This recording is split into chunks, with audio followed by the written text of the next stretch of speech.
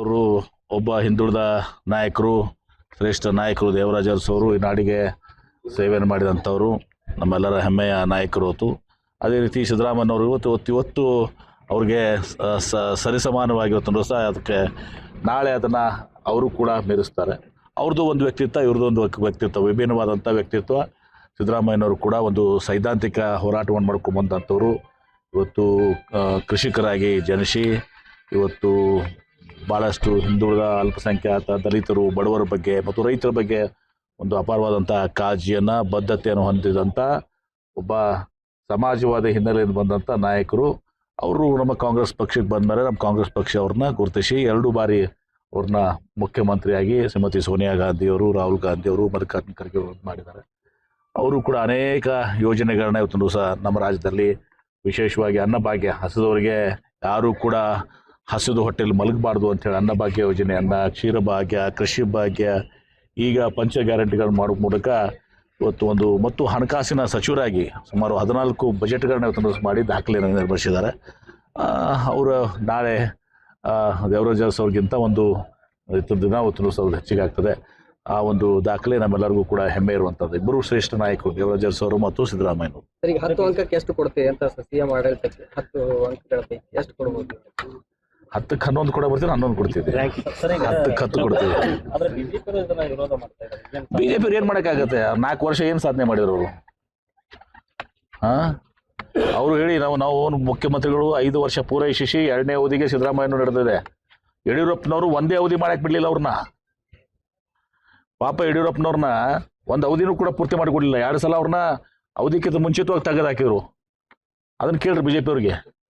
ನಿಮ್ಮ ಸಾಧನೆ ಏನಂದ್ರೆ ಯಡಿಯೂರಪ್ಪನ ಪೂರ್ಣಾವಧಿ ಟರ್ಮ್ ಮಾಡಿಸ್ಲಾರ್ದಂಥದ್ದು ನಿಮ್ಮ ಸಾಧನೆ. ಕರೆಕ್ಟಾಗಿಲ್ಲೋ? ಅವರು ಒಬ್ಬ ಹಿಂದುಳಿದ ನಾಯಕರು, ಶ್ರೇಷ್ಠ ನಾಯಕರು. ದೇವರಾಜ ಅರಸು ಅವರು ಈ ನಾಡಿಗೆ ಸೇವೆಯನ್ನು ಮಾಡಿದಂಥವರು, ನಮ್ಮೆಲ್ಲರ ಹೆಮ್ಮೆಯ ನಾಯಕರು ಹೊತ್ತು. ಅದೇ ರೀತಿ ಸಿದ್ದರಾಮಯ್ಯನವರು ಇವತ್ತು ಅವ್ರಿಗೆ ಸರಿಸಮಾನವಾಗಿ ಇವತ್ತು ಸಹ ಅದಕ್ಕೆ ನಾಳೆ ಅದನ್ನು ಅವರು ಕೂಡ ಮೀರಿಸ್ತಾರೆ. ಅವ್ರದ್ದು ಒಂದು ವ್ಯಕ್ತಿತ್ವ, ಇವ್ರದ್ದು ಒಂದು ವ್ಯಕ್ತಿತ್ವ, ವಿಭಿನ್ನವಾದಂಥ ವ್ಯಕ್ತಿತ್ವ. ಸಿದ್ದರಾಮಯ್ಯನವರು ಕೂಡ ಒಂದು ಸೈದ್ಧಾಂತಿಕ ಹೋರಾಟವನ್ನು ಮಾಡ್ಕೊಂಬಂದಂಥವ್ರು.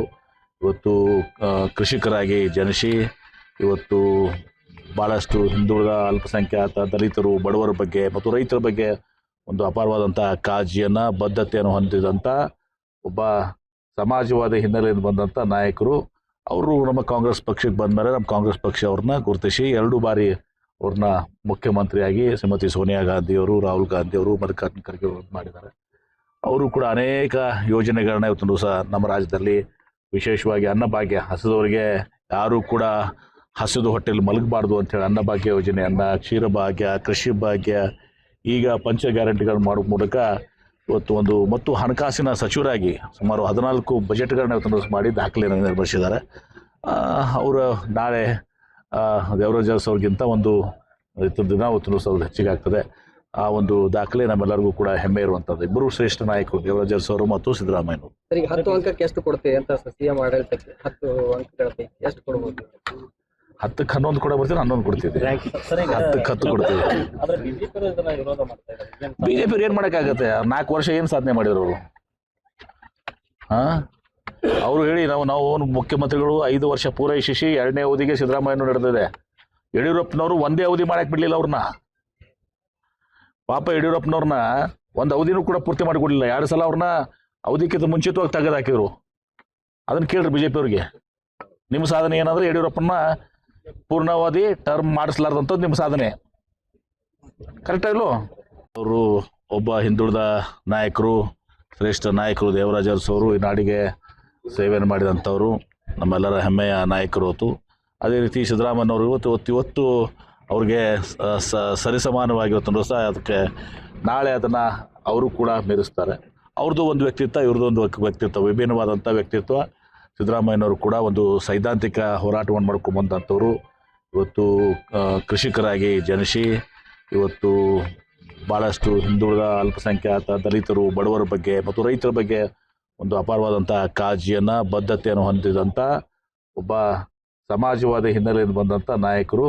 ಅವರು ನಮ್ಮ ಕಾಂಗ್ರೆಸ್ ಪಕ್ಷಕ್ಕೆ ಬಂದ ಮೇಲೆ ನಮ್ಮ ಕಾಂಗ್ರೆಸ್ ಪಕ್ಷ ಅವ್ರನ್ನ ಗುರುತಿಸಿ 2 ಬಾರಿ ಅವ್ರನ್ನ ಮುಖ್ಯಮಂತ್ರಿಯಾಗಿ ಶ್ರೀಮತಿ ಸೋನಿಯಾ ಗಾಂಧಿಯವರು, ರಾಹುಲ್ ಗಾಂಧಿಯವರು, ಮಲ್ಲಿಕಾರ್ಜುನ ಖರ್ಗೆ ಅವರು ಮಾಡಿದ್ದಾರೆ.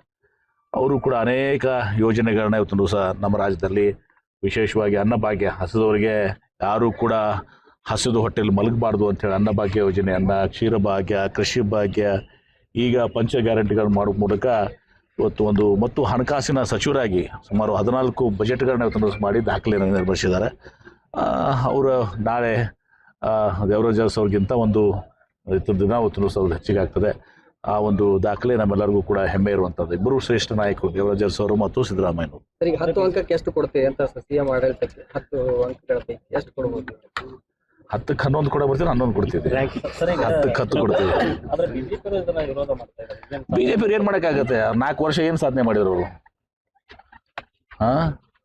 ಅವರು ಹೇಳಿ ನಾವು ಮುಖ್ಯಮಂತ್ರಿಗಳು 5 ವರ್ಷ ಪೂರೈಸಿ 2ನೇ ಅವಧಿಗೆ ಸಿದ್ದರಾಮಯ್ಯ ನಡೆದಿದೆ. ಯಡಿಯೂರಪ್ಪನವರು ಒಂದೇ ಅವಧಿ ಮಾಡಕ್ ಬಿಡ್ಲಿಲ್ಲ ಅವ್ರನ್ನ. ಪಾಪ ಯಡಿಯೂರಪ್ಪನವ್ರನ್ನ ಒಂದು ಅವಧಿನೂ ಕೂಡ ಪೂರ್ತಿ ಮಾಡಿಕೊಡ್ಲಿಲ್ಲ. 2 ಸಲ ಅವ್ರನ್ನ ಅವಧಿಕ್ಕಿಂತ ಮುಂಚಿತವಾಗಿ ತೆಗೆದಾಕಿದ್ರು.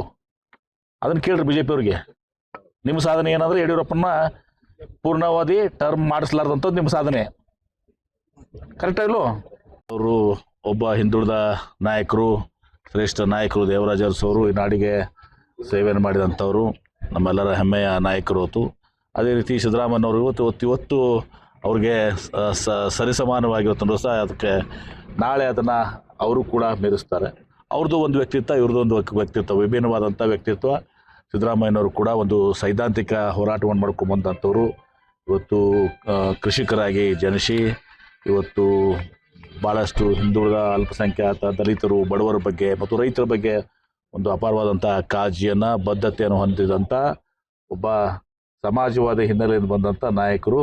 ಅವರು ನಮ್ಮ ಕಾಂಗ್ರೆಸ್ ಪಕ್ಷಕ್ಕೆ ಬಂದ ಮೇಲೆ ನಮ್ಮ ಕಾಂಗ್ರೆಸ್ ಪಕ್ಷ ಅವ್ರನ್ನ ಗುರುತಿಸಿ 2 ಬಾರಿ ಅವ್ರನ್ನ ಮುಖ್ಯಮಂತ್ರಿಯಾಗಿ ಶ್ರೀಮತಿ ಸೋನಿಯಾ ಗಾಂಧಿಯವರು, ರಾಹುಲ್ ಗಾಂಧಿಯವರು, ಮಲ್ಲಿಕಾರ್ಜುನ ಖರ್ಗೆ ಅವರು ಮಾಡಿದ್ದಾರೆ. ಅವರು ಕೂಡ ಅನೇಕ ಯೋಜನೆಗಳನ್ನ ಇವತ್ತು ದಿವಸ ನಮ್ಮ ರಾಜ್ಯದಲ್ಲಿ ವಿಶೇಷವಾಗಿ ಅನ್ನಭಾಗ್ಯ ಹಸಿದವರಿಗೆ ಯಾರೂ ಕೂಡ ಹಸಿದು ಹೊಟ್ಟೆಯಲ್ಲಿ ಮಲಗಬಾರ್ದು ಅಂತೇಳಿ ಅನ್ನಭಾಗ್ಯ ಯೋಜನೆ, ಅನ್ನ ಕ್ಷೀರಭಾಗ್ಯ, ಕೃಷಿ ಭಾಗ್ಯ, ಈಗ ಪಂಚ ಗ್ಯಾರಂಟಿಗಳನ್ನು ಮಾಡೋ ಮೂಲಕ ಇವತ್ತು ಮತ್ತು ಹಣಕಾಸಿನ ಸಚಿವರಾಗಿ ಸುಮಾರು 14 ಬಜೆಟ್ಗಳನ್ನ ಇವತ್ತು ದಿವಸ ಮಾಡಿ ದಾಖಲೆಯನ್ನು ನಿರ್ವಹಿಸಿದ್ದಾರೆ. ಅವರು ನಾಳೆ ದೇವರಾಜ್ ಅರಸು ಅವ್ರಿಗಿಂತ ಒಂದು ದಿನ ಇವತ್ತು ದಿವಸ ಅವ್ರಿಗೆ ಹೆಚ್ಚಿಗೆ ಆಗ್ತದೆ. ಆ ಒಂದು ದಾಖಲೆ ನಮ್ಮೆಲ್ಲರಿಗೂ ಕೂಡ ಹೆಮ್ಮೆ ಇರುವಂಥದ್ದು. ಇಬ್ಬರು ಶ್ರೇಷ್ಠ ನಾಯಕರು ದೇವರಾಜ್ ಅರಸು ಅವರು ಮತ್ತು ಸಿದ್ದರಾಮಯ್ಯ. ಸರ್, ಈಗ 10 ಅಂಕಕ್ಕೆ ಎಷ್ಟು ಕೊಡ್ತೀವಿ ಅಂತ ಸಿಎಂ ಆಡಳಿತಕ್ಕೆ? 10 ಅಂಕಗಳ ಪೈಕಿ ಎಷ್ಟು ಕೊಡ್ಬೋದು? 10ಕ್ಕೆ 11 ಕೂಡ ಬರ್ತೀವಿ, 11 ಕೊಡ್ತಿದ್ವಿ. 10ಕ್ಕೆ 10 ಕೊಡ್ತೀವಿ. ಬಿಜೆಪಿ ಏನ್ ಮಾಡಕ್ಕಾಗತ್ತೆ? 4 ವರ್ಷ ಏನ್ ಸಾಧನೆ ಮಾಡಿದ್ರು ಅವರು? ಅವರು ಹೇಳಿ ನಾವು ಮುಖ್ಯಮಂತ್ರಿಗಳು 5 ವರ್ಷ ಪೂರೈಸಿ 2ನೇ ಅವಧಿಗೆ ಸಿದ್ದರಾಮಯ್ಯ ನಡೆದಿದೆ. ಯಡಿಯೂರಪ್ಪನವರು ಒಂದೇ ಅವಧಿ ಮಾಡಕ್ ಬಿಡ್ಲಿಲ್ಲ ಅವ್ರನ್ನ. ಪಾಪ ಯಡಿಯೂರಪ್ಪನವ್ರನ್ನ ಒಂದು ಅವಧಿನೂ ಕೂಡ ಪೂರ್ತಿ ಮಾಡಿಕೊಡ್ಲಿಲ್ಲ. 2 ಸಲ ಅವ್ರನ್ನ ಅವಧಿಕ್ಕಿಂತ ಮುಂಚಿತವಾಗಿ ತೆಗೆದಾಕಿದ್ರು. ಅದನ್ನ ಕೇಳ್ರಿ ಬಿಜೆಪಿ ಅವ್ರಿಗೆ. ನಿಮ್ಮ ಸಾಧನೆ ಏನಂದ್ರೆ ಯಡಿಯೂರಪ್ಪನ ಪೂರ್ಣಾವಧಿ ಟರ್ಮ್ ಮಾಡಿಸ್ಲಾರ್ದಂಥದ್ದು ನಿಮ್ಮ ಸಾಧನೆ. ಕರೆಕ್ಟ್ ಇಲ್ಲೋ?